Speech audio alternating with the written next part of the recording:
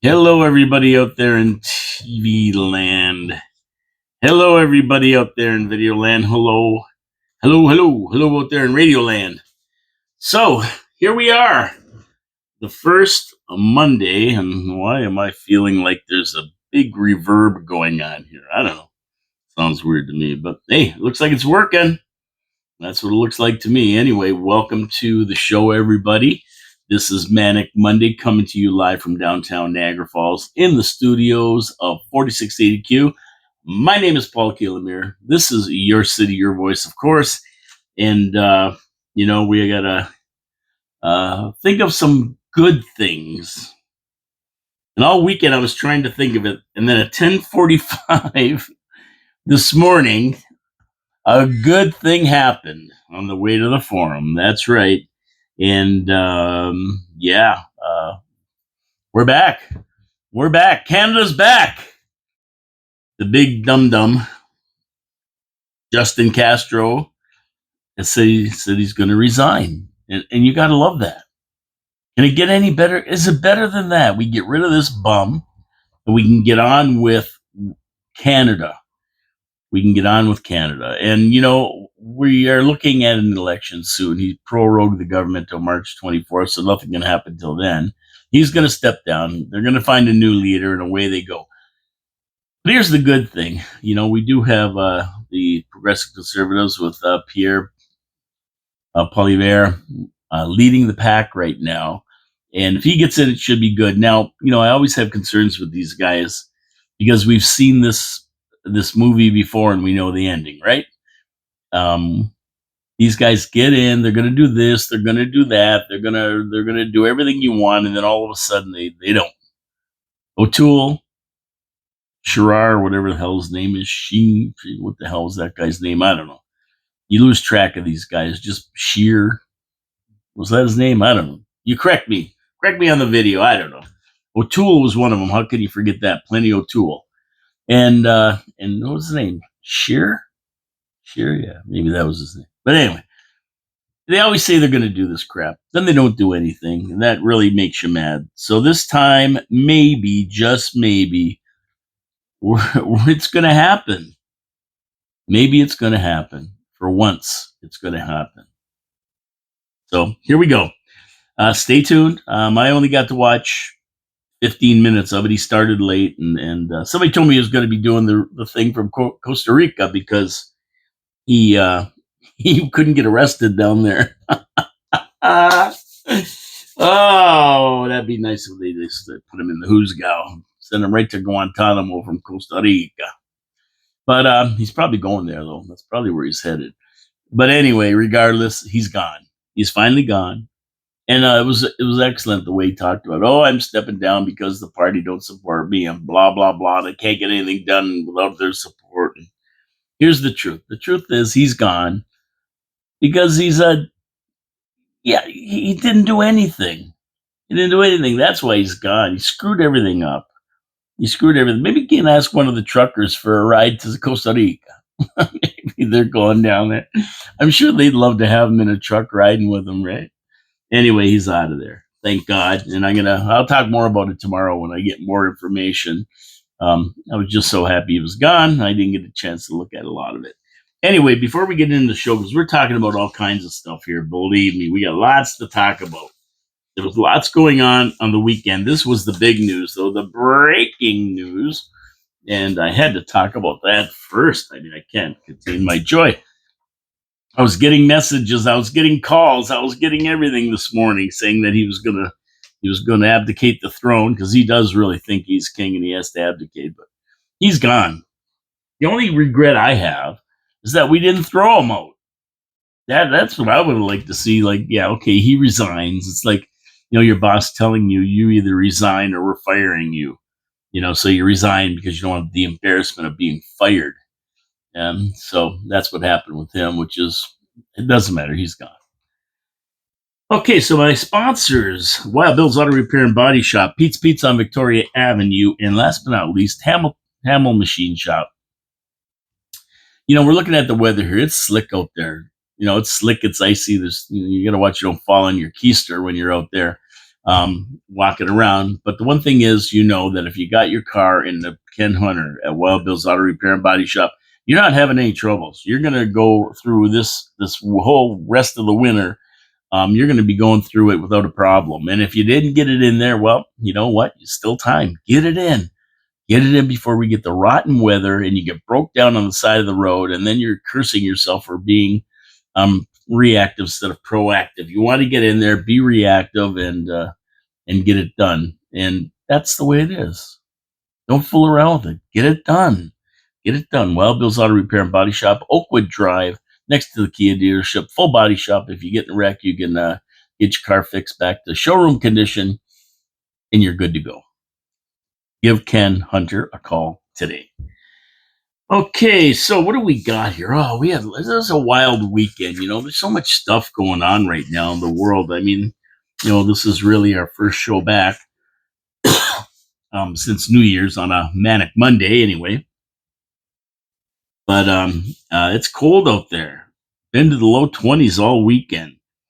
Snow belts are getting clobbered as usual, and we're starting to get this greasy snow coming down too. Hopefully, I'm only here an hour, and I'm out of here and home, and I'll park it. And you never know, I might not do a show from the studio tomorrow if it's too goofy. I'll do it right from the Video Sign Incorporated studios, and bring it to you live on YouTube later on in the day, afternoon. But yeah, and today is January the 6th, Feast of the Epiphany for Catholics. Little Christmas, I call it, and my grandmother called it that as well, and Day of La Befana to Italians. It's a day of celebration marking the end of the Christmas season and is marked by religious significance, folklore, and family tradition. It's bad luck to take the Christmas tree down before the Epiphany. In my house, it is. So I'll be taking mine down tonight. And that's that for that. Christmas is over again. Only 300 and what are we at here? January 6th, only 358 days to Christmas. Yeah, how about that? And yeah, the night of La Befana, it's called. That would be last night. La Befana, or a witch, flies on her broomstick to deliver gifts to children who have left their stockings or shoes out. She fills the stockings or shoes with sweets for good kids and coal for naughty ones. Well, if the city council here left their shoes out and their socks, you know what would happen? They get coal except for one. One would get sweets, the rest would get coal. And then we talked about that on the Diamonds or Coal show a couple weeks ago before Christmas there. The story of La Befana originated in the 13th century and told the story of an old soot-covered woman and a witch that was trying to find the baby Jesus, and she was on her way to find the Magi who were going there with gifts.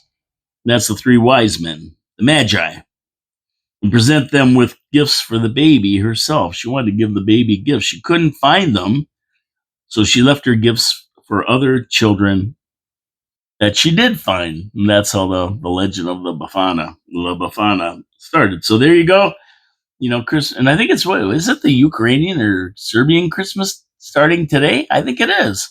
So we have more than one Christmas celebration going on, which is awesome. I love Christmas. I mean, I want to leave my tree up all year. Never mind take it down. I mean, I just like it.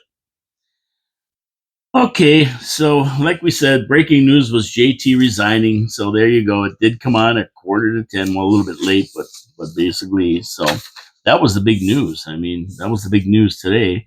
Now, on the American side of the border, today is the election. Today, the election of November 5th is being certified by the VP Kamala Harris. Well, it's supposed to be anyway. It took a lot of cajoling to finally get Mike Johnson elected as Speaker on Friday, and without a Speaker, no business could be conducted by the House of Representatives, including certifying the election. Now, I'm not sure what the Democrats and rhinos have up their sleeves. I've heard so many rumors about them using the 14th Amendment to say Trump is an insurgent, causing January the 6th to happen, inciting a riot. It isn't eligible to be elected president, and Kamala won't certify the election, which brings to the surface a lot of other issues. So I don't know what's going to happen to that.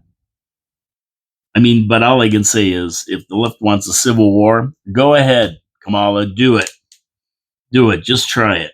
Trump won not only the electoral college vote in a landslide, he also won the House, he won the Senate, and the popular vote. It's a clean sweep. Kamala better certify that election, crawl back into the hole she came out of since getting her ass whipped at the polls on November 5th, and call it a day here. That's it. She's done. She's done. So everything's going on today. January the 6th, the Epiphany, and the election certification and all kinds of stuff going on. So stay tuned. I'll talk more about all this tomorrow, of course, as we get through it. But for now, that's what's happening, and keep your eyes open, man. So a couple of messages from listeners and viewers. Now I got an interesting message here, and it said, I get messages and calls and everything all the time. I mean, people call me all the time. But this one was interesting because it says, "Hey, Paul, are you interested in stirring up a little dust?" It says on how the city promised at one time to go after all the illegal Airbnbs by fining them $50,000 for the first offense and $100,000 for the second offense. But how they don't go looking for these people, but rely on the public to complain. Now, I don't remember those amounts, but I do remember they were going to go after these illegal ones. They're calling them. You can place a complaint and give address, but the address has to be on your street. So if you see something going on another street, you can't report it. It's got to be on your street. Now, we're going through the long process right now since we have 4 to 5 houses on our street alone that are illegal since our street is not zoned for short term rentals. Legal establishments have to pay licensing fees, regulations, insurance. Once again, our city looks the other way on the wealthy buying up houses and illegally renting them out. The city has really gone downhill. And, you know, that's a true statement. I don't think they go after these people as much as they could, or they don't have the laws to be able to do anything. For some reason, they're not going after these people. And I know how much of a pain in the neck people in the neighborhood can be when they're renters or when they're short-term renters or long-term renters. I mean, right now across the street from me, I have 2 people living in a tent in the backyard of a house, and there's nothing the city can do about it. Not a thing.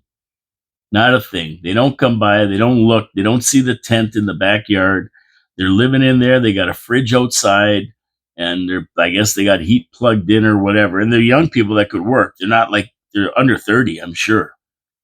Definitely under 30. There's no reason they can't go out and work, but they're just doing it. I don't even know if they're what else they're doing out of that place. I see a lot of cars pulling in and out all the time, so I don't know what they're up to. But nobody can do anything about it. And I shouldn't say nobody can do anything about it. What I should say is nobody wants to do anything about it, because people living in the backyard of a house in a tent in the winter is a fire hazard. There's all kinds of things that could happen. They could find them dead in there in this weather. But nobody says anything. Nobody pulls up. They were living in a Honda Civic in the driveway before. Now they're living in a tent, and the Honda Civic is parked there. But when they had it, they sent bylaw guys, and then there's nothing they can do. So if you want to set up a Winnebago or a trailer or something like that in your driveway and plug it in, you could rent it out for $500 a month, probably. Hook up the water hose, hook up the electricity, and away you go. Not a thing they can do. They can't do a thing about it. So all these things, it doesn't matter. You don't need building permits to park a trailer in your yard, and somebody could live in it and nobody can say anything. It's ridiculous. And the city's got to get tougher. They got to get tougher. And same with short-term rentals. They got to get tougher in neighborhoods. Uh, these houses are not made for regular neighborhoods. They're not made to be rented out short term every weekend, different people in and out of your neighborhood. And some of them are, are criminals. They commit crime. Not like we haven't seen that before. So, great comment. Thank you for that message. And what's City Hall going to do about it? I don't know. Probably nothing. Sorry, you're screwed. The way it is. So for all the people wanting a say on whether Niagara Falls stays with an at-large system for electing councilors and mayors or moves to a ward system, which I personally think a city this size should have, by the way, there's an online petition for you to have your say. Now, somebody, posted this as well. And just Google Niagara Falls 2026 ward election petition, and you'll find that there are 131 signatures to date. Let's get the number up, people. There are more people that sign a petition to put diapers on slugs so they don't leave slime tracks on your sidewalks than this so far. Make sure you sign the petition and share. Come on, people. I mean, 131. I mean, are you kidding me? But like I said on the comment, I said people don't give a rat's ass. They really don't. They don't care, because if they cared, they'd sign the petition. And we proved it. We wanted a zero tax increase. We had a rally at City Hall. 15 people showed up. Some people actually care, but not many. Not enough to make a difference. And we're not going to get anywhere with 15 or 20 people. Got to be better than that. This petition's online. Go get it. Sign it. 131 so far. I can't believe we don't have 13,100. If you want a ward in this city, it's got to go on the ballot. And, you got to do it that way. It's got to go. We got to have a petition with 500 names. The more names, the better. 10,000 would be better. To petition city council, I actually put it on the ballot and have a referendum on it. It can't go on the next ballot. It's probably too late now. So, but, we got to start somewhere. And this is the start. I believe Jody Burdett started it. So get in there and do it. Let's see. Any more viewer comments here? I get all kinds of stuff. To talk about. Oh, let's see. No, I don't see any more. I thought there were more viewer comments here, but I don't see any more. There probably are. Maybe I just didn't write them down. Let's see here if I can find them, because I like the viewer comments. I like when viewers comment on my videos, and there's always a bunch of them. Let's see. Nope. I guess I either didn't write them down, or they're somewhere down in the pages of my journal here. So anyway, maybe we'll get to them later. If I see them, I'll tell you about them, because they're really great comments, and I thank everybody for leaving comments. I thank you for the thumbs up, thumbs down. Subscribe. It costs nothing to subscribe. There's 80 subscribers there. Let's get it over 100. Share it with your friends. Share the video when it shows up on YouTube and that. It costs nothing to subscribe. You can get notifications when I post another video. Let's all get involved. The show's about getting involved.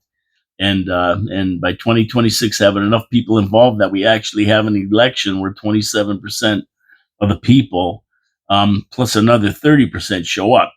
Last time we had 27%. We need more than that if we're going to have a council that truly represents Niagara Falls.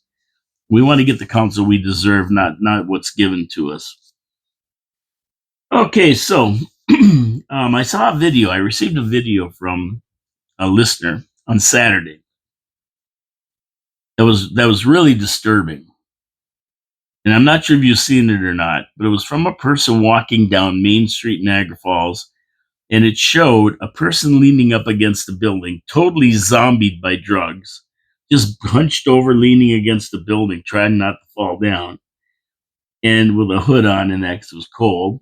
And then trash and needles up and down the street. It was really a disgusting video. And I don't know how City Hall can let this go. Come on. We have a counselor that has a business across the street. She don't see this? Are you kidding me?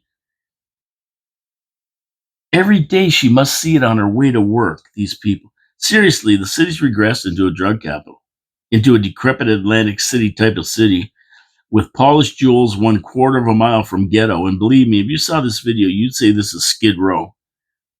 Trash all over the place. It just unbelievable. Where's the mayor? Is he paying attention to his city? It's crumbling right in front of his eyes. I see him on TV and in photo ops and pushing this and pushing calendars and everything else. CHCH and baloney like that. Is he on the streets looking at his city? He lives in this city, does he? Maybe he doesn't. I don't know. But this city's being run down by vagrants, drugged out zombies, and filth. I mean, champagne toasting new businesses that don't have a chance in this horror show is kind of stupid. See these photo ops of opening new businesses, cutting ribbons, big toasts. Oh yeah, how do they stand a chance in this ghetto? It's a horror show. It's a horror show. So I don't get it. I don't get it. I don't get it. Take a drive around, Mayor Jim. Take a drive around and look at your city. Do you ever do that? I don't think he does. If you've ever ridden with him, let me know, because I look around and I go, this is unbelievable. This is unbelievable. I mean, he's walked down Queen Street before, I'm sure. Just the trash and everything. He can't wait for the snow, I guess, because it's going to cover up all the junk. But I mean, it's getting ridiculous when there's needles all over. Somebody's got to clean this up. You have people walking dogs, kids, anything. Somebody steps on that. I mean, it's just amazing. And for me, a counselor with a business right across the street, she should be up in arms. She should be standing up in council meetings saying, enough is enough. This has to stop. Crickets. It takes somebody to message me and show me a video and throw it on Facebook, and it takes other people to message me and comment on it and me to talk about it, which they don't listen to me anyway, right? So I don't know. I don't know, man. It's disturbing, disgusting, heartbreaking, unnecessary. Day in and day out, nothing's being done. Shelters are out of beds. No place for street people to go. And nobody ever says, oh, you don't want to use the notwithstanding clause to get them off the street. Well, you know what? In this weather, I'd rather be in a jail cell than on the street in a doorway. Seriously. They'd be doing me a favor if I lived on the street and they arrested me and put me somewhere where it's warm and I get something to eat.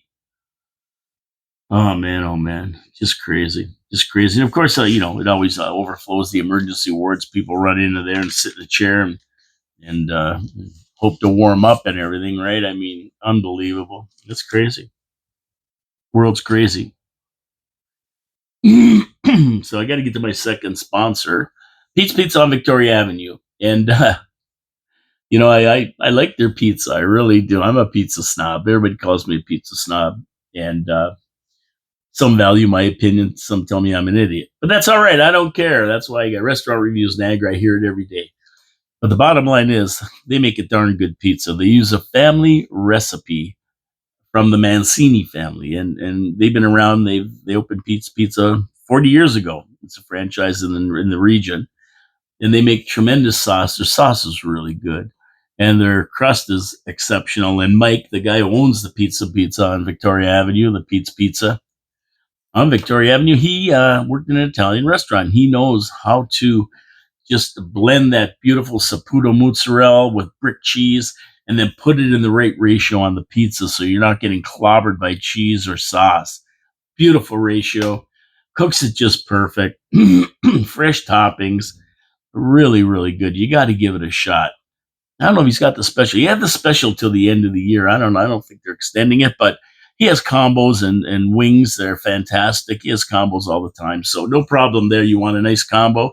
I tried their tray. Their tray is excellent. Trays are sometimes hard to cook right, but their tray is excellent. And the other day, I got a calzone or a panzerotti, whatever you want to call it. Calzone, panzerotti. To me, they're the same. They're just one's fried, one's things. But a panzerotti, I think they call it panzerotti. And it was phenomenal. And that's like pizza folded over and with toppings inside, and they cook it just perfect. It was very good. And it comes with a dipping sauce of their pizza sauce. and it's fantastic. I got to taste the sauce alone, and it's got oregano in it. It's a real Italian. Yeah, Pete's Pizza, Victoria Avenue. There's where you want to go to get it. They have poutine. They have everything. Give them a call, 905-374-2222, or go to petespizzavictoria.ca, and you can order right online. And they're open till 2 in the morning, Friday and Saturday. So if you go out and have a couple of wobbly pops and you feel like having a bite to eat before you take a snooze, there's your place. It's open. It's open till 2 in the morning, Friday and Saturday, and usually till 11 during the week. Pete's Pizza, Victoria Avenue. Support our sponsors. They support the city. They support the show. And we would love everybody to support them. Now, this is a really weird story I read. And you know, what the hell's the matter with these people? Some asswipes come down from Toronto, the QEW in their Honda with the balls hanging off the front. They start pointing a gun at other drivers on the QEW. This is insanity. What's the matter with these people? There was the cops stopped him with guns drawn, and it was a guns drawn takedown on the Glendale Avenue by the Glendale Avenue exit of the QEW, and a fake gun was found. The driver was taken into custody and is facing charges. Man, oh man, are these people wacky? Of course, as usual, no names are mentioned when this happens, but by the pictures, you could tell exactly what was going on here. There was some woman cuffed. I think she was cuffed, walking, and she was offshore for sure. The only thing I can say to these people, smarten up. It's bad enough on the QEW without having people pointing guns at you. Can you imagine this? And I still say we need gates on the QEW to stop the Toronto trash from coming into the city. And I don't mean the Frito Bandito, that Gates. But now you think of it, him sitting in a booth by the broken down Christmas tree on Mountain Road would be a great idea. At least he'd be doing something. So come on, smarten up. Don't let these people in. Get them out of here. What the hell's the matter with people these days? Not enough trouble, and they're pointing guns at people on the QEW while they're driving. What's the matter? These people are whacked. Here's another good one I read. You know, like, I'm going to tell you, I get into the review and I start reading these stories, and it just blows my mind. It really does blow my mind what's going on. So, found one wedding dress, size 2.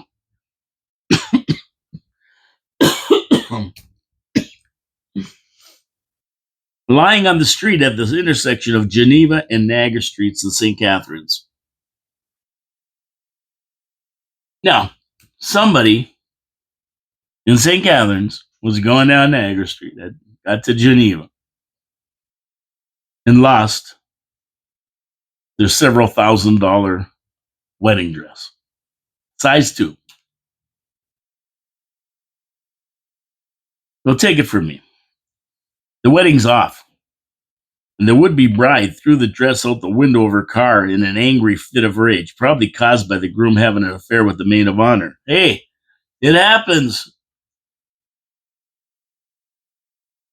Obviously, she didn't want the dress. Who the hell's going to drop a $2,000 wedding dress on the corner of Geneva and Niagara Street, St. Catharines, and leave it? I don't think she wants to get married. I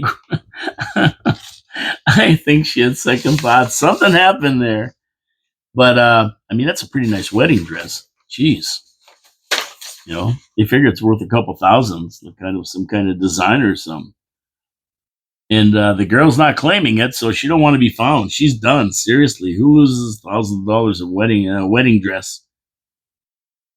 Just leaves down the street and vamooses. I don't think she's going to claim it. And I would say that whoever it is that was going to marry this girl, you're out there maybe, I don't know. I would say the wedding's off. Time to start looking for a new bride, because it doesn't seem to me that this wedding is going down. Call me crazy,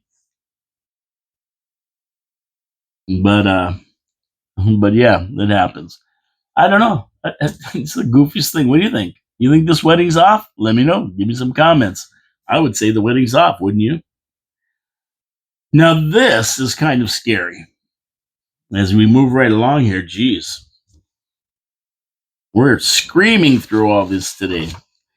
Um, After billions of dollars spent, not only on policing, but education as well. And speaking of policing, why did they have a policeman, a car, a unit, sitting on Park Street since that fire at the Empire Building, which I'm still arguing about as a historic building, by the way?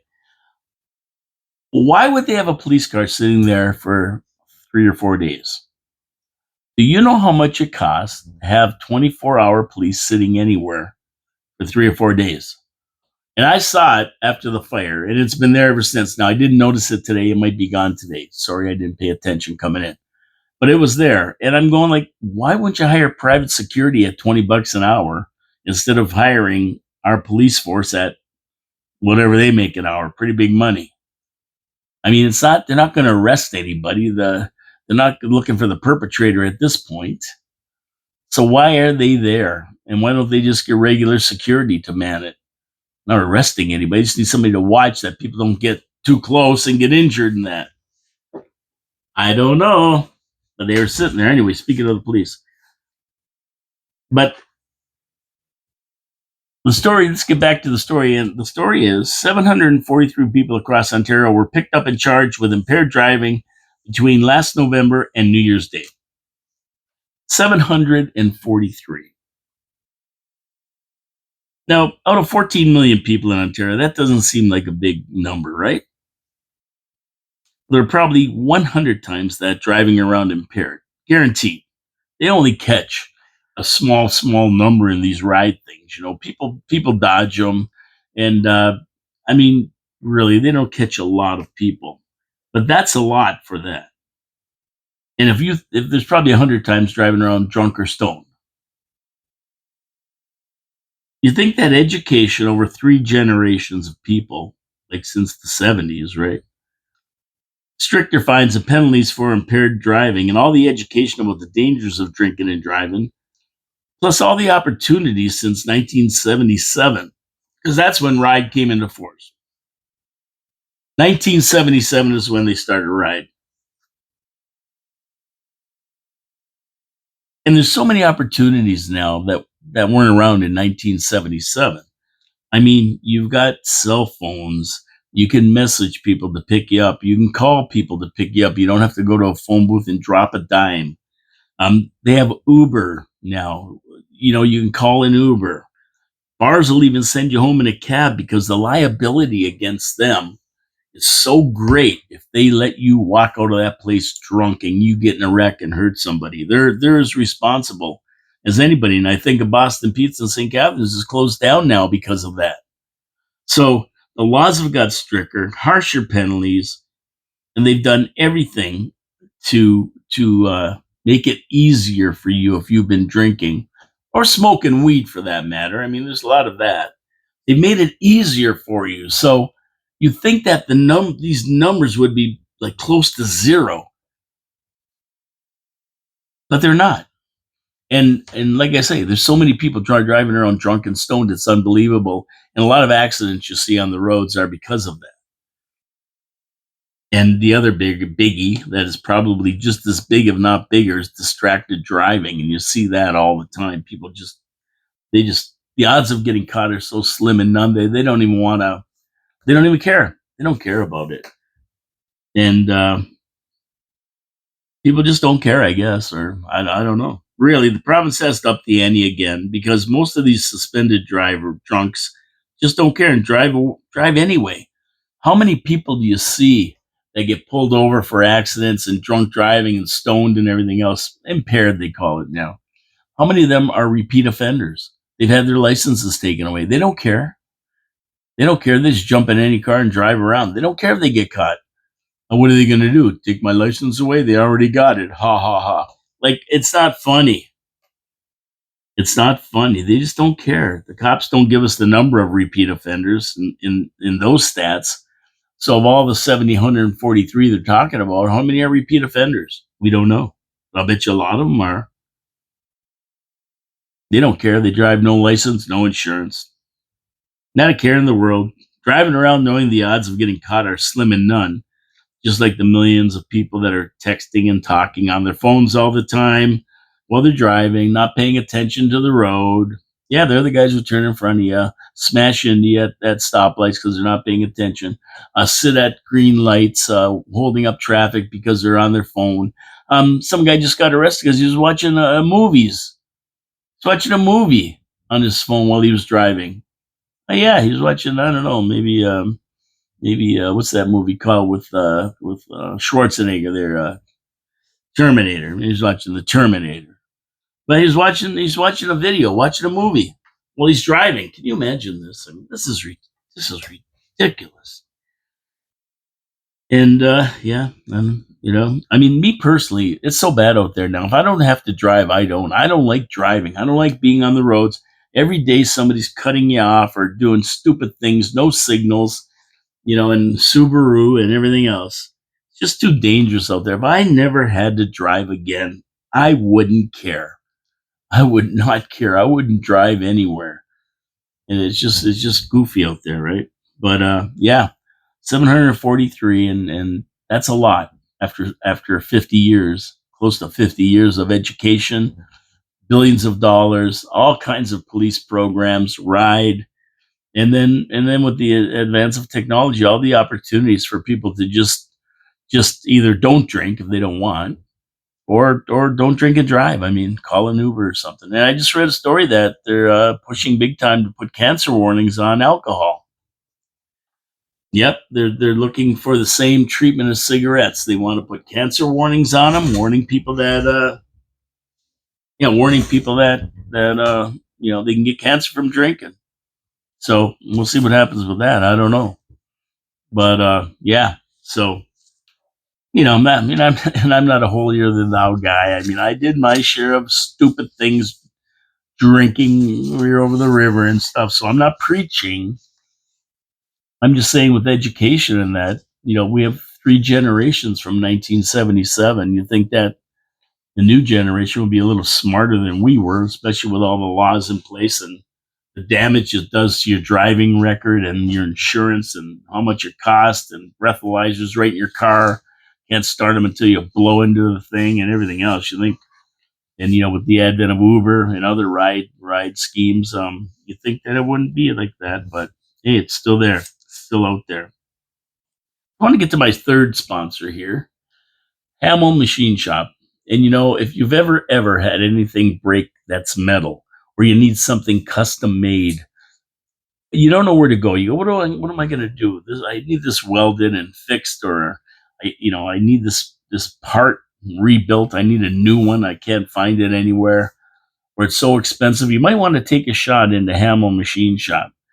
Um, they can fix anything metal. They actually have a 3D printer. They can print plastic parts out for you, nylon parts, that kind of thing, under 3D printer. They can do all kinds of stuff. Custom work. You need a set of gates for your backyard and you don't know where to go. You don't want to put wooden ones up. You want some nice custom made, maybe with your initials in them or something. Hey, go see Hamel. They'll design them, build them for you. They weld, they powder, they can get them powder coated. And if you're nice, they may even install them for you. They're great people over there. And yeah, that's where you want to go. And that's where the pros go. I mean, when the city breaks a deck on one of their lawnmowers, they don't buy a new deck. It costs too much money. What they do is they go to the Hamels, they take it in there, they fix it all up, weld it, fix it, bring it back. A couple days, they're good to go, and it costs hundreds instead of thousands to fix it. So that's where you want to go. I'm telling you, I wish I would have known about this before. There's always something around the house you need fixed, and these are the guys to fix it. Now, if you're an industrial client, I mean, hey, give them a call. These great machine shops, like my buddy Dave Wheeler said, his dad had one. They work with industry. They fix all kinds of things for industry. Industry needs small machine shops. And that's where they go, to Hamel's Machine Shop. Give them a call today. Hamelmachine.ca is their website. Go check it out. You see all the beautiful stuff they do. They do work for wineries. They build these wine racks and oh, that's just gorgeous work. Give them a call today. Tell them Paul from Your City, Your Voice sent you. And once again, please support our sponsors. They support the show. They support the city. all kinds of good work for the city. They're a local small business that we like to support and see them around. They've been around since 1948. Let's get them to the year 2525 with Zager and Evans. Hamel Machine Shop. Give them a call. Now, there was an interesting story hidden on the back pages of the news. And the headline read, when I was reading it, and that's what piqued my interest. Canada pausing applications for parent, grandparent, permanent residency sponsorships. Interesting headline. Now, if you remember several months ago, the government cut back on the number of student visas that were being given out, as too many of them were using, too many of the people were using them as instruments to skirt immigration laws. And as a matter of fact, you read this in the news probably, 1.2 million are supposed to go home this month. Problem is, nobody knows where they are. There's no way of to force them to leave. Not in Trudeau's government. Maybe tomorrow when he steps down, there will be, but not now. And a lot of them did exactly what this headline is talking about. Brought their immediate family over to stay as well, and now they can't get rid of them. So we're supposed to be losing 1.2 million of them going back home. Their visas are up, but now they got to make sure they leave. And I don't even think there's a way to get these people out of here. Now, you've heard the colleges crying about this move to limit the visas coming into the country. And we have a great example of what is called a diploma mill sitting right on Queen Street with the University of Niagara Falls.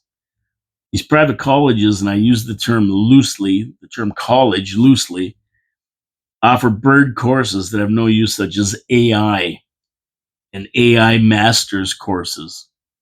What the hell's an AI master? Yeah, AI. Go to Google or Lexus or Galaxy or whatever it's called. Yeah, Siri.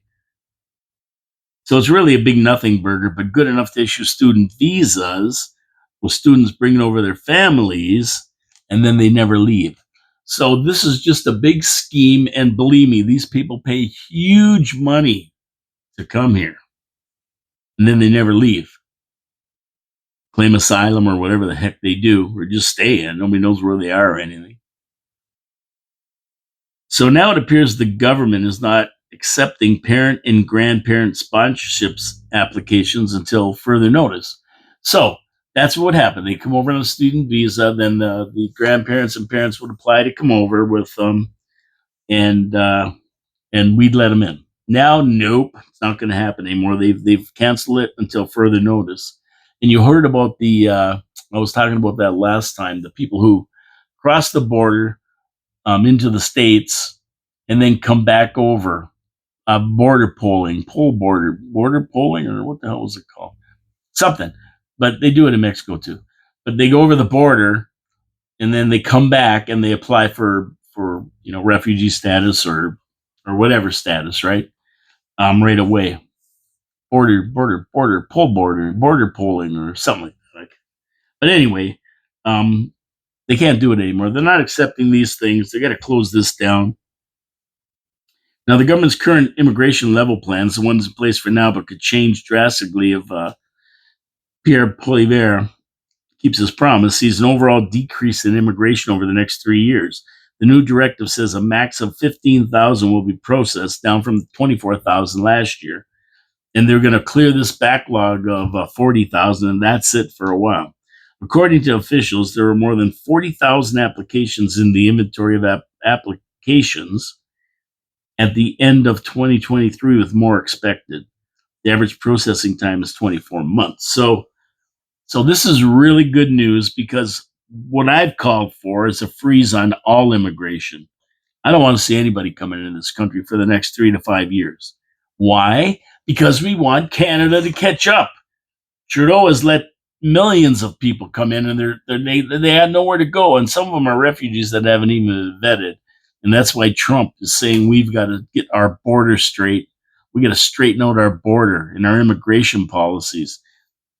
And we see it in Niagara Falls. I mean, what do you got? 5,000 people here living in hotels and that, and getting paid by the government. So yeah, Yeah, this isn't anything new, but it's time to really take it to the next level and say no.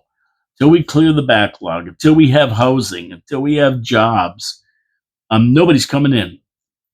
The only exception to that rule to me would be things that we need. So if we need doctors, if we need nurses, if we need PSWs, if we need laborers, whatever we need in a certain industry, engineers, whatever, doesn't matter what it is, that's what you let in. Specifically targeting what skilled labor that we need. That's what we should be letting in. The rest, no, no. So, like I say, I think it should be a total freeze. The invasion, it's not an immigration. It's not immigration. It's an invasion. When you let 2, 3 million, 5 million people in your country, it's an invasion. Immigration is when you let a few in, and you trickle them in as you need them, and this and that. When you let millions in and just open the borders to everybody, that you encourage and you beg for an invasion, and that's what's happened. There's an invasion. Then they drive down the QEW aiming guns at people. Like it's an invasion, and most of them aren't vetted. They've been processed through the quick processing system because they're refugees or whatever they claim. So I mean, it's got to stop. It's got to stop, and it's taxing everything in Canada. I mean, and I don't mean taxing but it is costing you money. But I mean, it's just putting pressure on the school systems, the hospitals, public transit, everything. And while we sit and watch all this going on, we have a homeless situation that's epidemic, a drug situation that's epidemic, and the refugees are up in 5-star hotels. Their kids are going to public school, buses to pick them up. Um, free health care. They're at all the hospitals and clinics, no charge. And the homeless, and you have to look at it and go, WTF? What's going on? What the hell?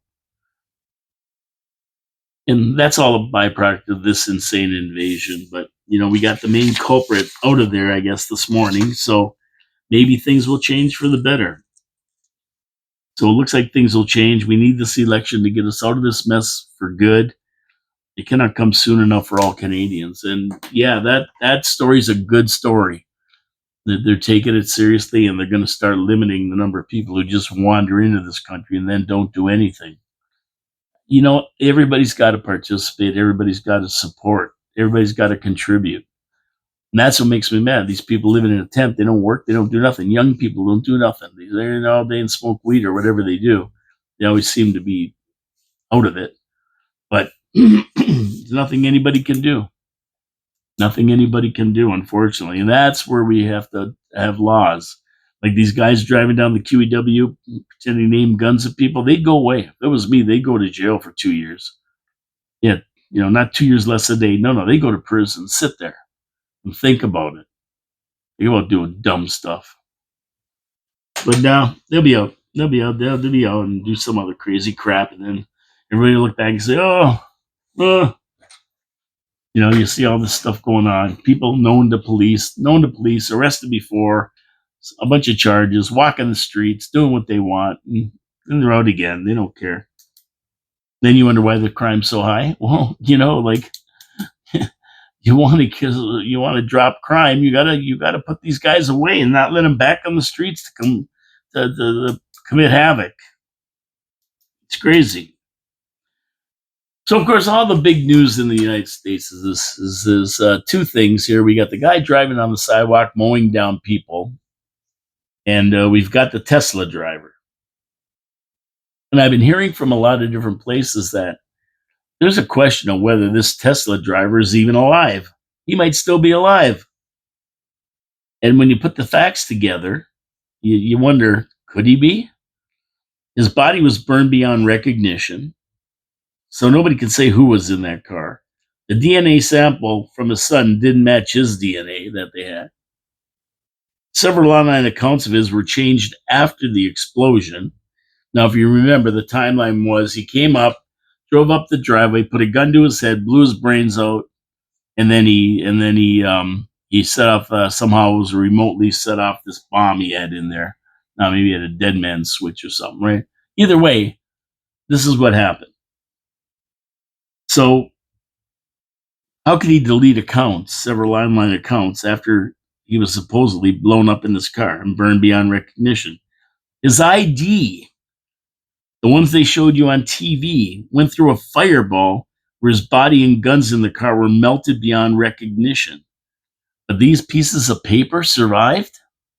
I mean, does it remind you of the 9/11 terrorist story where these passports were found on the ground pristine, not even burnt, after a plane hit the building, exploded, and it was so hot, the fire, it took the whole building down.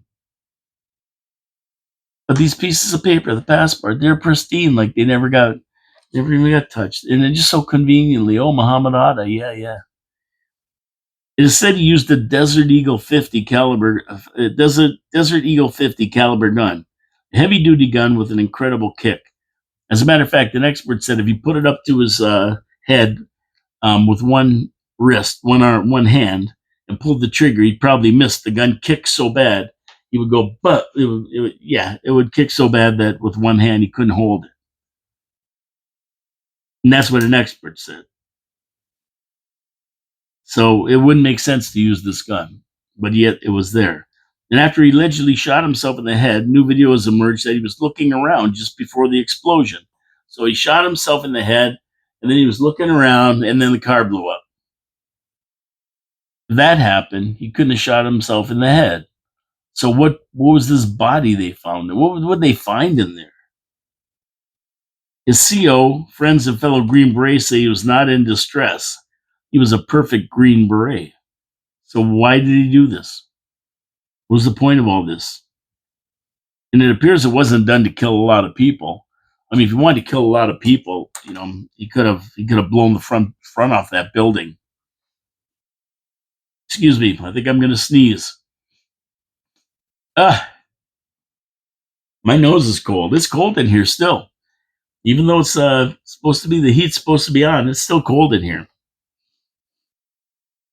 Yeah, it wasn't done to kill a lot of people. He could have blown the front off that building and really injured people, but he didn't. He just pulled up 17 seconds, pull up, blow your brains out, set off whatever switch he had there, and he just blew the truck up basically. And there was just a bunch of like fireworks and that kind of thing in it. That's all. A lot of bang, but not really a lot of damage. I mean, the windows at the front of the Trump International weren't even touched.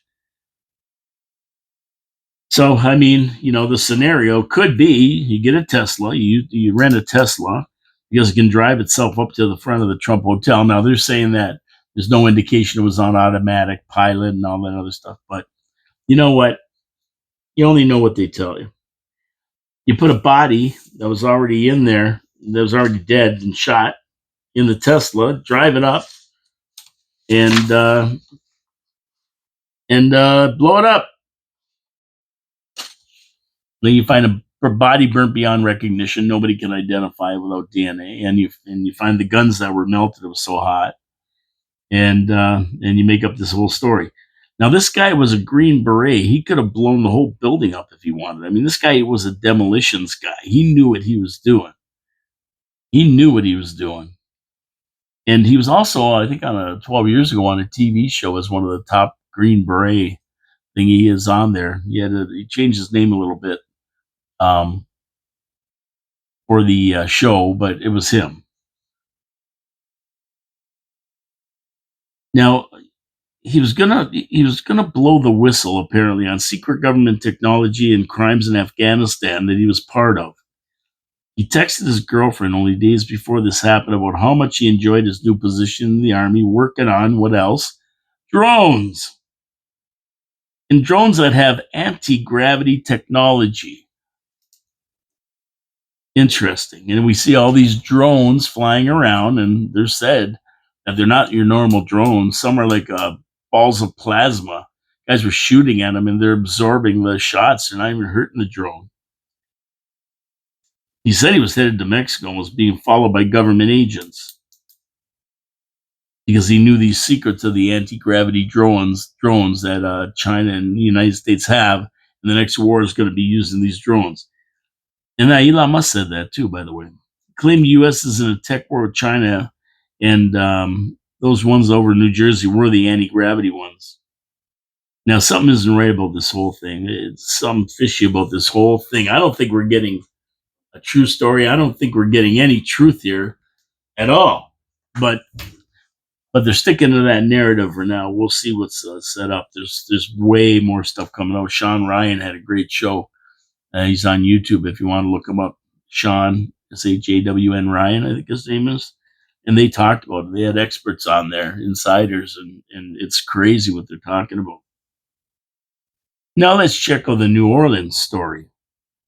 Now this perp was an IT guy in the Army. He never fought. He never shot a gun. The only guns he ever shot was in basic training. He was administration. Didn't even carry a firearm. He had no training in explosives. Yet he was not only able to make the IEDs, but to set them up to be detonated remotely. Where did he learn all this stuff? Not in the Army, because that's not what he did. He wasn't even involved in any of that. Now, the Vegas guy was the guy that could do all that. He was trained in everything that the New Orleans guy did. So interesting, and they both went to Fort Bragg. They were both under a commander who was very, very anti-Trump. Even though they weren't there at the same time, they both had the same indoctrination, I guess you could call it. And even that, it's crazy. The guy went from being a normal member of society to a crazed ISIS terrorist. Yeah, everybody said this guy's normal. I mean, nothing wrong with him. And all of a sudden, he's a crazed ISIS terrorist. Doesn't seem likely. He's got all this ISIS stuff hanging around, but hung the flag on his truck upside down, the ISIS flag. I mean, it's hard to believe anything about this from the government source, especially the FBI. We know they're a bunch of liars. Can't believe them. They don't tell the truth. I mean, I think, personally, this is my thought, something big is going down. We're seeing the drones over Denmark now. I don't know what's going down. I don't know what it is. These seem to be false flags. They don't seem to make any sense. There's 1,000,001 questions and no answers. So something's happening. And Dave Wheeler said that to me. What do you think's happening? What's going on? You always thought something happened. No, there's something going down. We don't know what it is. I don't know what it is. But something is definitely going down. Something weird is happening. I don't know what, and I don't know when.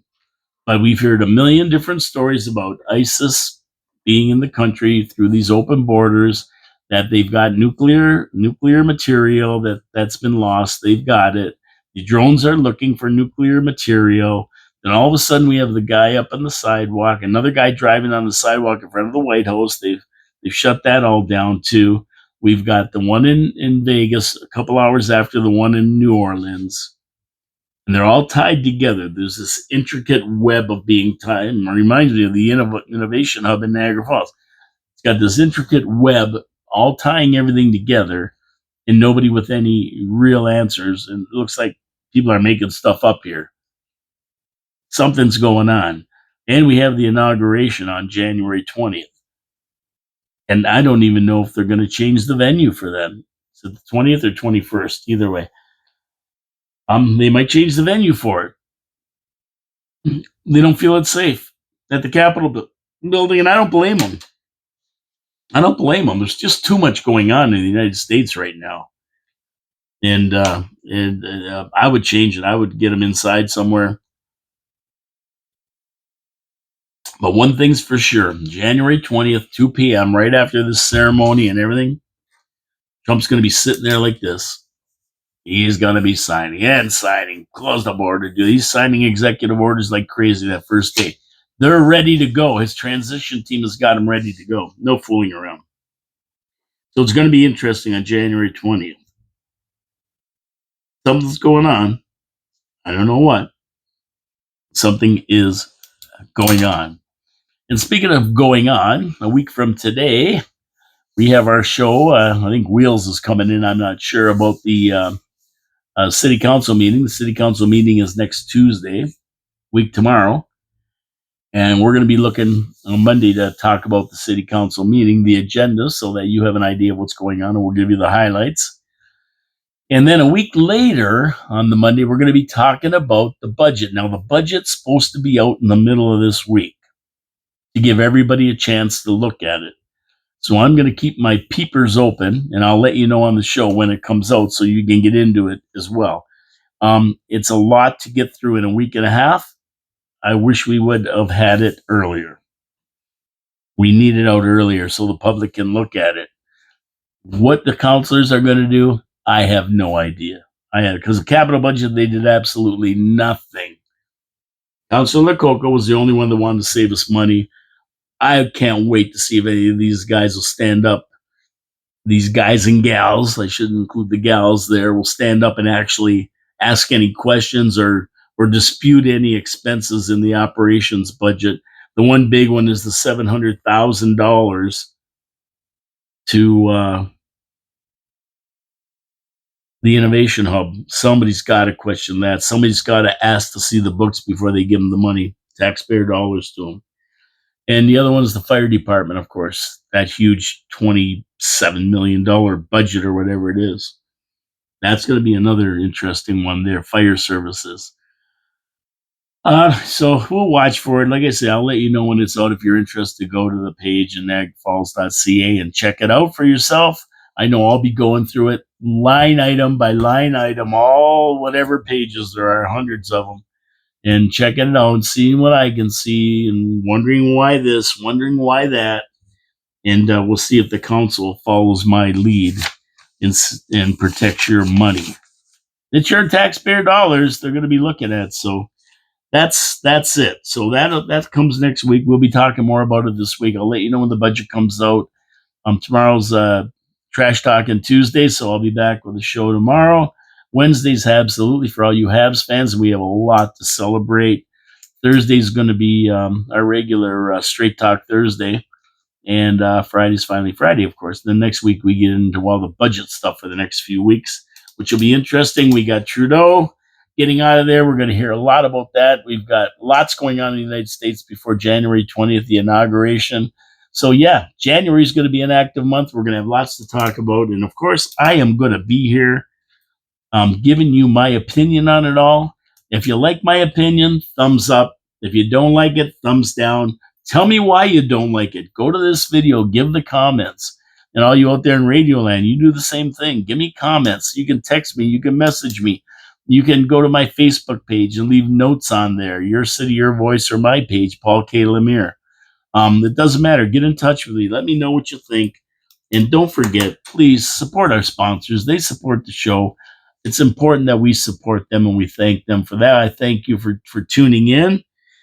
Have a great day, everybody. It's snowing out. I got to get home before I get snowed in here. It's getting worse. And we'll talk to you tomorrow with Trash Talking Tuesday. Have a great day, everyone. God bless you all. I'm signing out from the studios of 4680Q in downtown Niagara Falls, Ontario. This is Your City, Your Voice. Ciao, ciao.